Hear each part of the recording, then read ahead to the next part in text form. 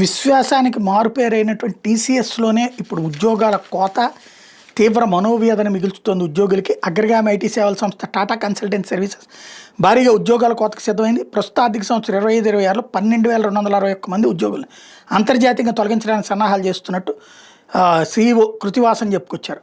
అంతర్జాతీయ అనిశ్చితులు, AI technology మార్పుల కారణంగానే ఈ తొలగింపులు చేయాల్సి వస్తుందని చెప్పారు. అది ఏఐ ఇంపాక్ట్.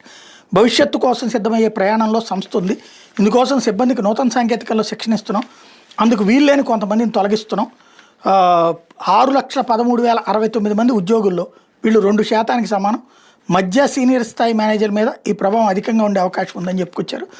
భారత ఐటీ సేవల రంగం $283 బిలియన్, దాదాపు 25 లక్షల కోట్ల ఆదాయ స్థాయికి చేరిన నేపథ్యంలో ప్రస్తుత ప్రపంచ ఆర్థిక నిశ్చితులు ఏఐ టెక్నాలజీ కారణంగా ఎదురవుతున్నటువంటి అవాంతరాలతో ఐటీ సంస్థల వ్యాపార గిరాకీ మీద ప్రతికూల ప్రభావం పడటం, కృత్రిమ మీద కారణంగా ఐటీ సేవల మీద కంపెనీల వైఖరి మారుతూ ఉంటాం, ప్రాజెక్టుల ధర విషయంలో క్లయింట్లు 20-30% తగ్గింపు డిమాండ్ చేస్తున్నాం.